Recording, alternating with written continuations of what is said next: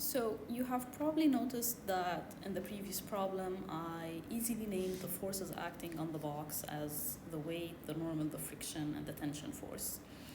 Basically, what I've done here is that I just uh, know everyday forces that would exist in various scenarios, and I just use these forces from my previous knowledge. So I can give you some more examples on some everyday forces.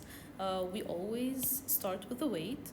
The weight force is gonna exist in any situation where we study objects that are on Earth.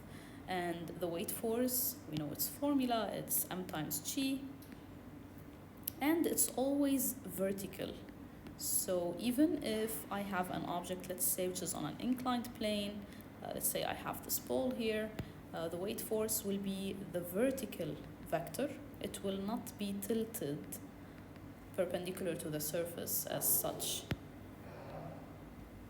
It's always going to be a vertical force. The normal force is a force that is exerted by surfaces. So any situation where the object is on a surface, it has anything supporting it, anything below it, and it's in contact with it, then there will be a force from the surface. This is the normal force, or what's also known as the reaction of support, and this is always perpendicular to the surface. So we just know the directions and the properties of these everyday forces, and we can just use them in any problem. So I'll always draw the normal force to be perpendicular to the surface. If the surface is horizontal, that's easy. The normal force is just gonna be vertical. But if the surface is oblique, as you can see here, I have drawn the normal to be tilted such that it's perpendicular to the surface. I also have this nice particular case where somebody might be supported by a wall, and in that case, like let's say I have a person here and they are just lying down or just pushing themselves against the wall, then the normal force is gonna be just opposing this pushing force, and it's horizontal in that case. So that's for the normal force. We also have tension forces, which can be exerted by ropes or springs, and it's always directed along the spring or rope that is acting on it. And we also know that for the tension force, in the case of a spring in particular, the tension is equal to minus kx. This is Hooke's law, where k is the stiffness of the spring and x is the elongation of the spring. So that's for the tension force.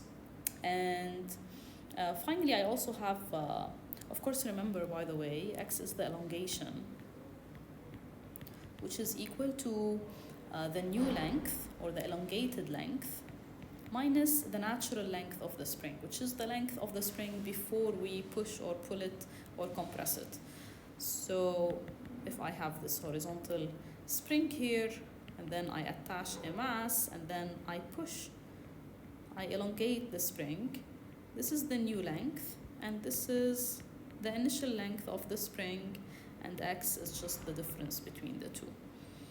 And finally, I have one last remark on the tension.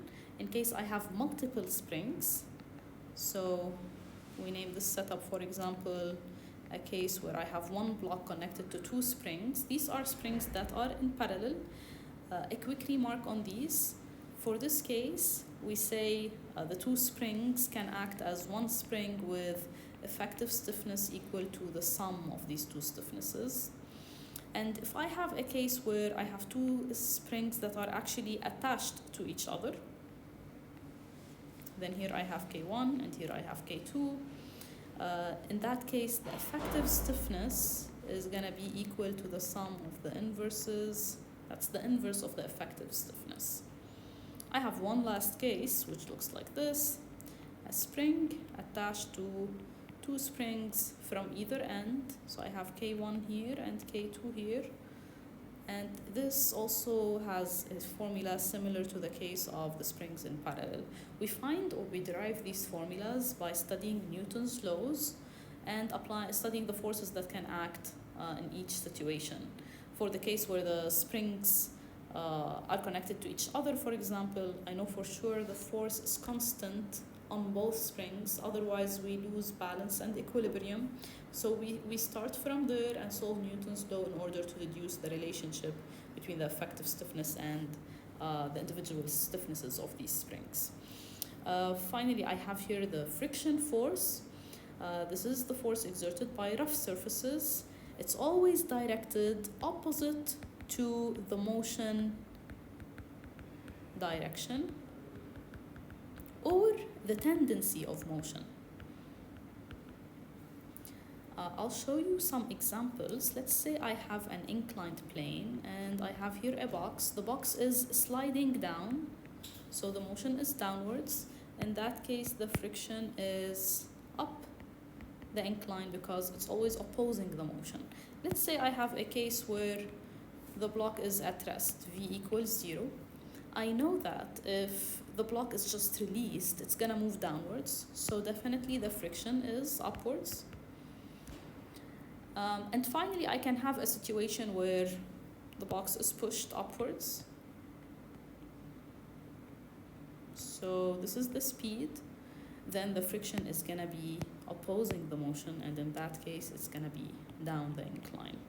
It's always opposing the motion or the tendency of the motion that we have. So this is for a few forces. I have some more forces that I can also list.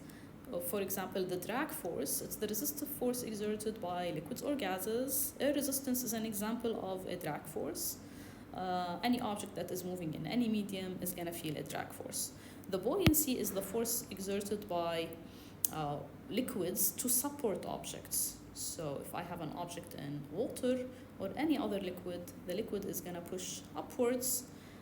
This upward force is similar to the normal force exerted by surfaces, but it's actually not with the same magnitude. And it's actually not related to the weight, similar to the normal force. Like the normal force is always going to be equal to any vertical forces that can exist on the object to just oppose them and keep the object supported.